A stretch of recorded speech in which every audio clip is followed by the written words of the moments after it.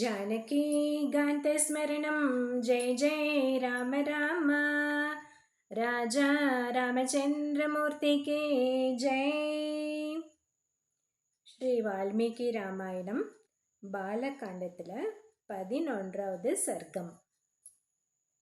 இந்த 11வது சர்க்கத்தில் ரிஷிஸ்ருங்கர் அயோத்திக்கு வருகை தருவதை பற்றி பார்க்க போகிறோம்.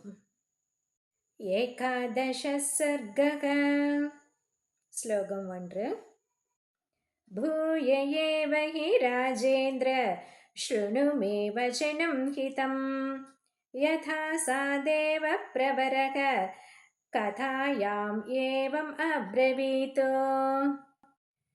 மாமன்னரே, அந்த சனத்குமாரர் அங்கே மேலும் விவரமாக சொல்லியதை நான் இப்போது தங்கள் நலனிற்காக சொல்கிறேன், கேளுங்கள்.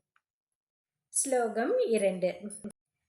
इक्ष्वाकूणां कुले जातो भविष्यति सुधार्मिकः राजा दशरथो नाम श्रीमान् सत्यप्रतिश्रवः. சத்தியம் தவறாதவரும் திருவளர் செல்வரும் தர்மவழியில் செல்பவருமான தசரதர் என்ற பெயர் கொண்ட மன்னர் இக்ஷ்வாகு குலத்தில் தோன்றப் போகிறார். श्लोकम् 3. अङ्गराजेन सख्यं च तस्य राज्ञो भविष्यति कन्या चास्य महाभागा शान्ता नाम भविष्यति. அவருக்கு அங்க நாட்டு மன்னருடன் நட்பு உண்டாகும். அவருக்கு, அதாவது அங்க மன்னருக்கு, பெருமை பொருந்திய சாந்தா என்ற பெயருடைய பெண் இருப்பாள். श्लोकम् 4. पुत्रस्तु सोङ्गराजस्य रोमपाद इति श्रुतः तं स राजा दशरथो गमिष्यति महायशाः. அங்கராஜனுடைய புதல்வர் ரோமபாதர் என்பவர். பெருமைமிக்க தசரதர் ஒரு சமயம் அவரிடம் செல்வார். श्लोकम् 5. अनपत्योऽस्मि धर्मात्मन् शान्ता भर्ता मम क्रतुम् आहरेत त्वया ज्ञप्तः सन्तानार्थं कुलस्य च. அறம் அறிந்தவரே, நான் மக்கட்பேறு இல்லாதவன். தங்கள் அனுமதியுடன் சாந்தாவும் அவள் கணவரும் எங்கள் நாட்டிற்கு வந்து என் குலத்தை விளங்க செய்வதற்கான வேள்வி செய்ய வேண்டும். श्लोकम् 6. श्रुत्वा राज्ञोऽथ तद्वाक्यं मनसापि विचिन्त्य च प्रदास्यते पुत्रवन्तं शान्ता भर्तारमात्मवान्. அந்த வேண்டுகோளை கேட்ட மன்னர் மனத்தால் சிந்தித்து பார்த்துவிட்டு ஆத்மவனாகிய பிள்ளை பேருடைய சாந்தாவின் கணவரை கொடுக்கப் போகிறார். அதாவது அயோத்திக்கு அனுப்பி வைக்க இசைய போகிறார். श्लोकम् 7. प्रतिगृह्य च तं विप्रं स राजा विगतज्वरः आहरिष्यति तं यज्ञं प्रकृष्टेनान्तरात्मना. கவலை நீங்கிய தசரதர் அந்த அந்தணரை பெற்றுக்கொண்டு வந்து நிரம்பிய மனத்துடன் வேள்விகளை செய்விக்கப் போகிறார். श्लोकम् 8, 9. तं च राजा दशरथो यष्टुकामकृताञ्जलिः ऋष्यशृङ्गं द्विजश्रेष्ठं वरयिष्यति धर्मवितो यज्ञार्थं प्रसवार्थं च स्वर्गार्थं च नरेश्वरः लभते च स तं कामं द्विजमुख्याद्विषाம்பதிஹி. வேள்வி செய்யும் பெரும் விருப்பத்துடன் தர்மமறிந்த தசரத மன்னர் கை கூப்பிக்கொண்டு உத்தம அந்தணரான ரிஷிஸ்ருங்கரை குழந்தை பேரும் ஸ்வர்க்க வாழ்க்கையும் அருளவல்ல வேள்வியை நடத்தி கொடுக்கும்படி பிரார்த்திக்கப் போகிறார். மன்னர் வைதிகோத்தமர்களால் நடத்தப்படும் வேள்விகளின் பயனாக தான் விரும்பியவைகளை அடையப் போகிறார். श्लोकम् 10. पुत्राश्चास्य भविष्यन्ति चत्वारो अमितविक्रमाः वंशप्रतिष्ठानकरा सर्वलोकेषु विश्रुताः. எல்லையில்லாத பராக்கிரமம் உடைய 4 புதல்வர்கள் இவருக்கு தோன்றப் போகிறார்கள். அவர்கள் பரம்பரை பெருமையை நிலைபெற செய்பவர்களாகவும் எல்லா உலகங்களிலும் புகழ் பெற்றவர்களாகவும் விளங்குவார்கள். ஸ்லோகம் 11. ஏவம் ச தேவ பிரவரக பூர்வம் கதிதவான் கதாம் சனத்குமாரோ பகவான் புரா தேவயுகே பிரபு. முன்பு கிருத யுகத்தில் பகவான் சனத்குமாரர் தேவதைகள் முன்னிலையில் இவ்வாறு கூறினார். ஸ்லோகம் 12. சத்வம் புருஷ ஷார்தூல தமானய சுசத்கிருதம் ஸ்வயமேவ மகாராஜ கத்வா சபலவாகனக. எனவே ஆண்களில் புலி போன்றவரே, படைகள் வாகனங்களுடன் கூட தாங்களே நேரில் சென்று அவரை மிகவும் பெருமைப்படுத்தி அழைத்து வாருங்கள். ஸ்லோகம் 13.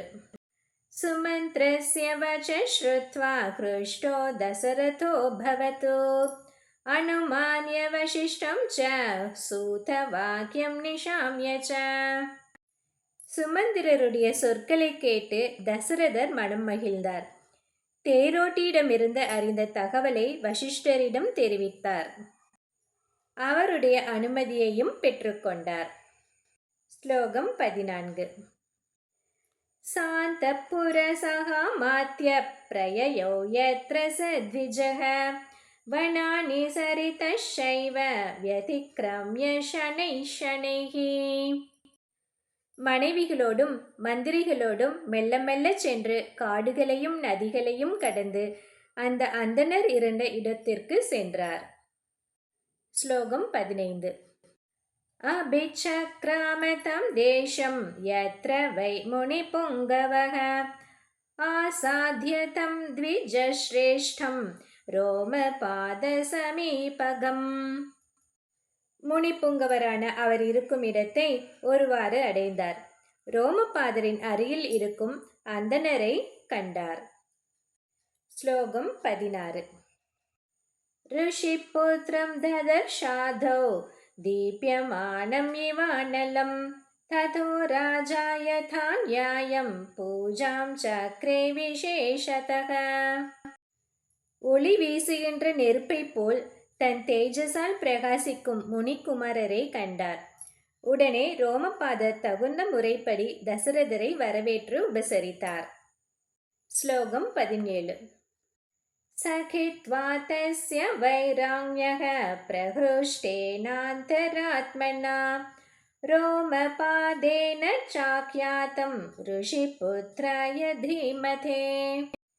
நட்பு நெருக்கத்தால் மிகவும் அகமகிழ்ந்த ரோமபாதர் மகா மேதாவியான முனிகுமாரரிடம் எல்லாவற்றையும் விளக்கி கூறினார். ஸ்லோகம் 18, 19, 20, 21.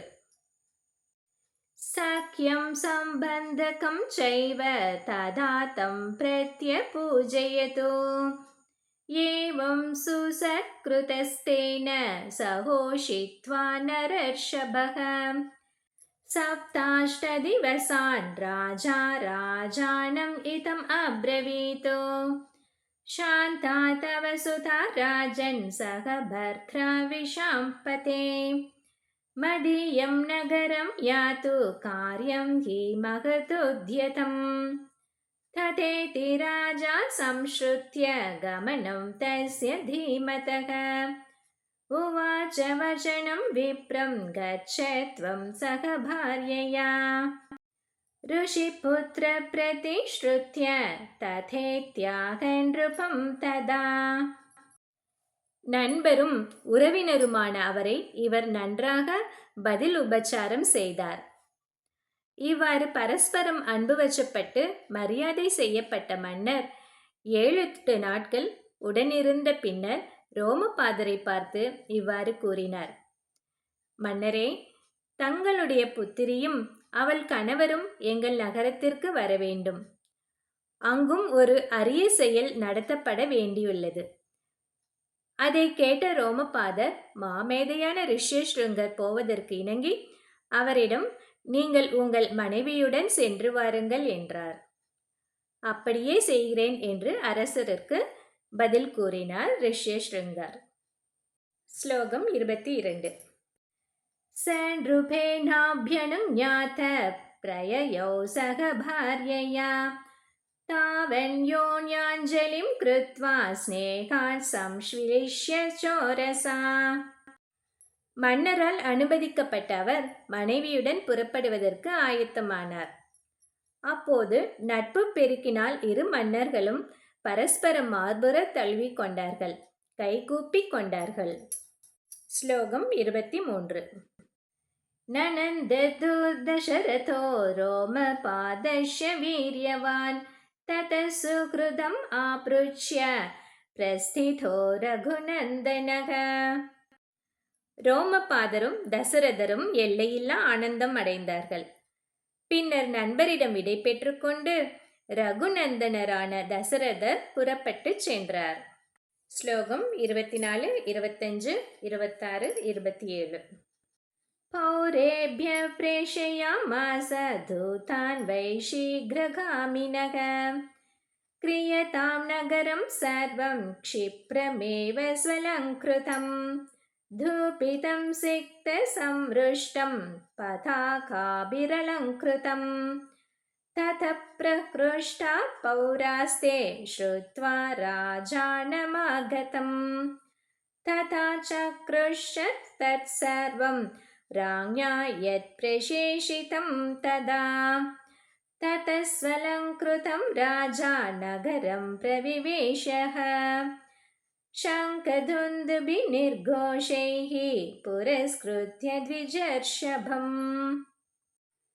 வேகமாக செல்லக்கூடிய தூதர்கள் மூலம் உடனே நகரத்தை நன்றாக அழகுபடுத்துங்கள், பதாகைகளை கட்டுங்கள், வாசனை பொருட்களை தெளியுங்கள், நறுமண புகை எழுப்புங்கள் என்று நகர மக்களுக்கு செய்தி அனுப்பினார். மன்னர் திரும்பி வருகிறார் என்பதை அறிந்ததும் நகர மாந்தர் அனைவரும் மிகவும் மகிழ்ந்து அரசர் சொல்லி அனுப்பியதை சிறப்பாக செய்து முடித்தார்கள். சங்கு துந்துபி வாத்தியங்கள் முழங்க நன்றாக அலங்கரிக்கப்பட்ட நகரத்திற்குள் தலை சிறந்த அந்தணரை முன்னிட்டு கொண்டு மன்னர் பிரவேசித்தார். நகர மக்கள் அனைவரும் அந்த அந்தண பெரியோரை பார்த்து மிகவும் மகிழ்ச்சி அடைந்தார்கள். இவர் செய்ய போகும் யாகத்தினால்தானே மன்னர் தசரதற்கு மகன் பிறக்கப் போகிறான் என்பதால் அந்த மகிழ்ச்சி. ஸ்லோகம் 28. ततः प्रमुदिताः सर्वे दृष्ट्वा तं नागराद्विजं प्रवेश्यमानं सत्कृत्य नरेन्द्रेणेन्द्रकर्मणा. நகரத்திற்குள் வந்து கொண்டிருக்கும் அவரை, தேவலோகத்திற்கு வரும் காஷ்யபரை ஆயிரங்கண்ணான தேவேந்திரன் கோலாகலமாக வரவேற்றதைப் போல பேராற்றல் படைத்த தசரதருடன் வரும் ரிஷ்யஸ்ருங்கரை விமரிசையாக வரவேற்றார்கள். ஸ்லோகம் 29.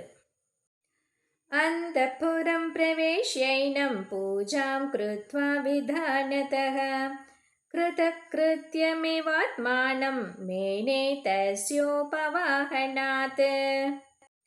அவரை அரண்மனைக்குள் அழைத்துச் சென்று முறைப்படி உபச்சாரங்கள் செய்து அவர் அருகில் தான் இருப்பதாலேயே உலகில் எல்லாவற்றையும் செய்து முடித்துவிட்டவராக தன்னை கருதினார் தசரதர். ஸ்லோகம் 30. அந்தபுராணி சர்வாணி சாந்தாம் திருஷ்ட்வா ததாகதாம் சக பர்த்ரா விஷாலாக்ஷிம் பிரீத்யானந்தம் உபாகமன. கணவரோடு கூட வந்திருக்கும் பெருங்கண்ணாளனான சாந்தாவை பார்த்து அந்தப்புர பெண்மணிகள் எல்லோரும் மிகவும் ஆனந்தம் அடைந்தார்கள். ஸ்லோகம் 31. பூஜ்யமானா ச தாபிஸ்ஸா ராஞ்யாச்சைவ விசேஷதः உவாச தத்ர சுகிதா கஞ்சித் காலம் சகர்த்விஜா. அவர்கள் எல்லோராலும், விசேஷமாக மன்னராலும் பரிவுடன் உபசரிக்கப்பட்ட அவள் கணவரோடு கூட சிறிது காலம் அங்கேயே சௌக்கியமாக இருந்து வந்தாள். இவ்வாறாக இந்த 11வது சர்க்கத்தில் ரிஷ்யஸ்ருங்கரை அயோத்திக்கு அழைத்து வருவதை பற்றி விளக்குகிறார் வால்மீகி முனிவர். ஸ்ரீ ஹரியே நமக. ஜனகி காந்த ஸ்மரணம். ஜெய் ஜெய் ராம ராமா. ராஜா ராமச்சந்திரமூர்த்திக்கு ஜெய்.